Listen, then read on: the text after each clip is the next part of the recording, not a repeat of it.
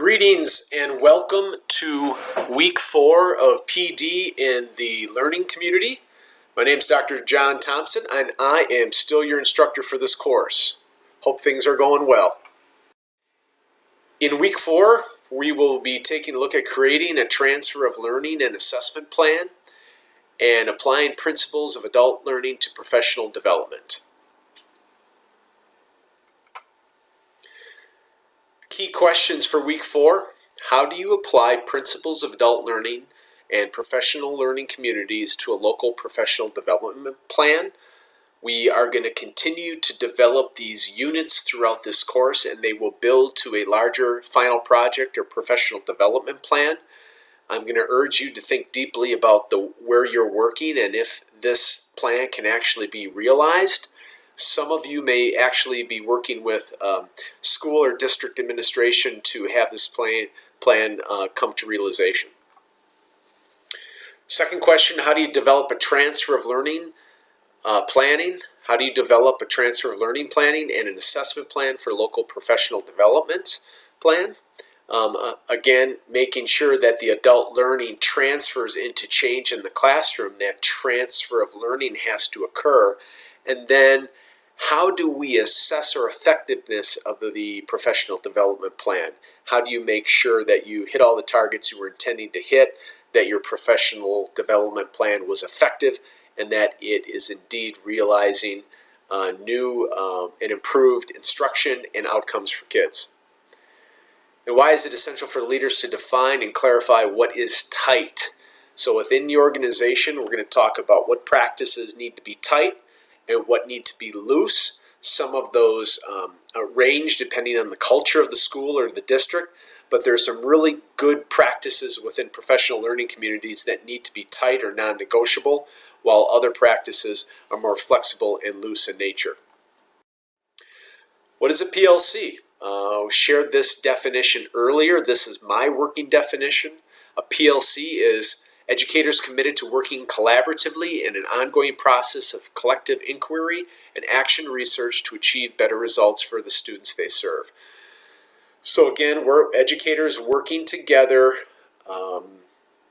collective learning and inquiry action, taking specific steps moving forward to make sure we're achieving better results for kids. Think about that definition through your PLC reading and the readings throughout this course. Try to develop your own working definition of a PLC. Not only is that definition important, but what it really looks like in action is important as well. I want to spend a little time talking about student-centered instruction as it relates to professional learning communities.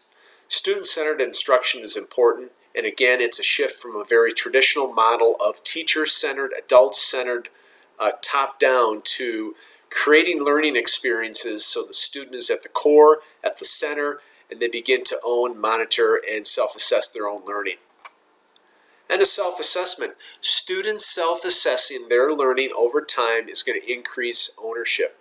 When teachers and teams of teachers create very specific learning targets with corresponding rubrics, those rubrics and targets are shared with students using common formative assessment and daily assessment practices and comparing those two things. Students can begin to monitor and self-assess their learning. They can really determine what they already know and can be able to do and where they need to spend more time to fill the gaps between the intended learning target and where they're at.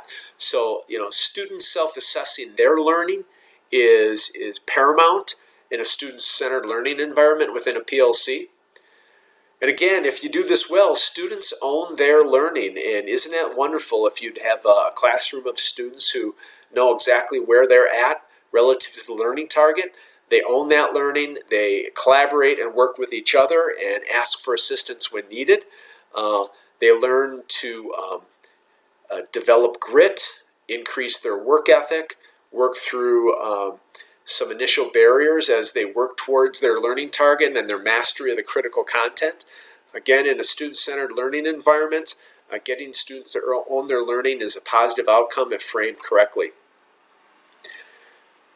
In education, I think we got to shift from really focusing on high stakes achievement outcomes to helping students chase interest, chase learning, and chase their passions. Because when those things are in place, the net result is achievement, the net result is excellence, the net result is students owning their learning. So really talking about interest, learning, and passion.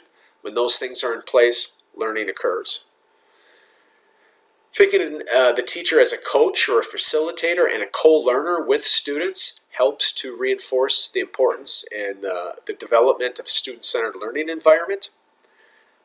As I take a look of across education, today there are more and more educational options for students and families than ever before. Your traditional public school, your parochial or private school, we have voucher schools, choice schools, specialty schools. More and more taxpayer money is going to all these different options. As a result, we have an increased competition for students. Our students and our parents and our families are looking for environments that make sense for their kids so their kids can learn and grow and be developed for the next level of learning and beyond, and are successful after high school in their next levels of learning.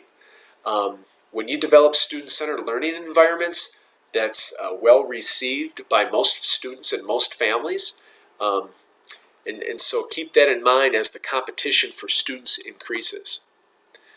And more individual learning platforms are existing. Some of those are developed by for-profit businesses, or they're developed locally within public schools and everything in between. But ultimately, individualized student learning platforms and student-centered learning environments is really where we are going in education today. And Yogi Berra, a famous manager for the New York Yankees, is famous for a lot of quotes, and I like his quote, "The future ain't what it used to be." 30, 40, 50 years ago, the future was highly predictable. The rate of change was slow. Now, it's very difficult to predict what education will look like 3, 5, 7, 9, 11 years from now. We kind of have an idea of where it's going, but we have to be nimble. We have to be flexible. And within a PLC environment, there's some really things that are non-yielding. Regardless of what it looks like, students are at the center of instruction. It needs to be a student-centered instruction. We got to be really clear on what we want students to learn and be able to do. We have to use good, common, formative assessment practices to see if they're going in the areas we want them to go in terms of learning, and using that common formative assessment to determine which students need intervention or regrouping, and using that assessment data also to determine which students are ready for extension or future further learning. So this slide was about student-centered learning, student-centered instruction in the PLCs, talking about how to get students to own their learning, the role of the teacher, increased options for education, and really taking a look at the future moving forward. A few topics. Make sure you're taking this into consideration. What kind of connections can you make between the adult learning theories we have visited so far, the ones you've learned about, and planning professional development for adults? There's got to be that connection between the theory and your planning. What connections can you make between professional learning community practices and professional development? Again, there are things that we know have to be really tight relative to PLCs, and how do those tight practices get woven into meaningful adult learning? Number 3, the importance of loose, tight leadership. There's going to be some things within your organization that you can be really loose on. Other things need to be tight, non-negotiable, must be in play. One example of something that is very tight and in high-quality learning environments is a very clear understanding of what the student learning topic or student learning target is. If the teacher's not clear on that, if the students aren't clear on that, there's a pretty good shot that that learning target will not be realized. But being clear from the teacher to the student on what the intended learning target is one of those things that is a tight practice that is non-negotiable. A loose practice might be, how are we going to help students realize that target? We take a look at best practice within that question. How are we going to help students realize that learning target? But within there, there's some flexibility, typically some decisions teachers can make based upon how they believe, what they believe works best for their kids, and within the range of best practice that they can choose from to make sure that student learning target is realized. So again, the importance of loose, tight leadership throughout the system, throughout the school, is important. And really, you want to think about the concept of the tyranny of or and the genius of and. When we think about the tyranny of or, there's an argument that we're either going to work on very high academic achievement, or we're going to try to develop a student-centered learning environment.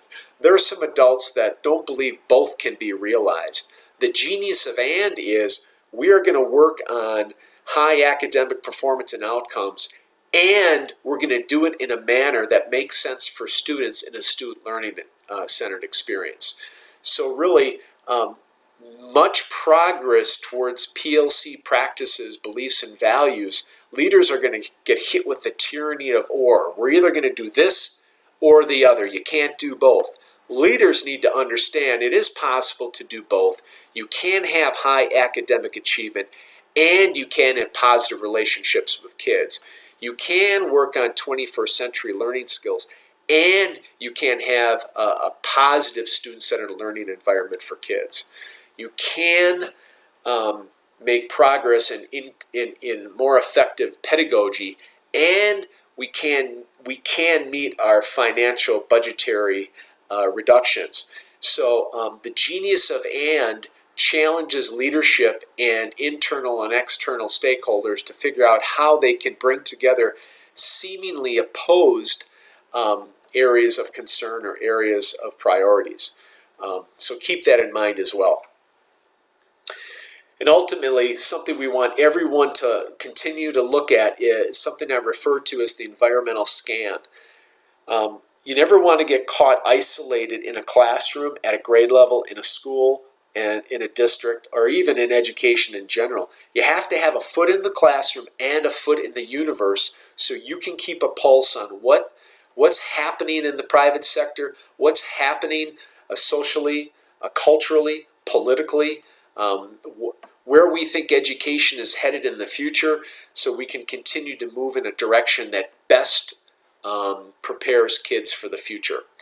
It's really, really important to keep a foot in the universe so our learning experiences can be connected to what's outside of the classroom, and our learning remains relevant for our kids.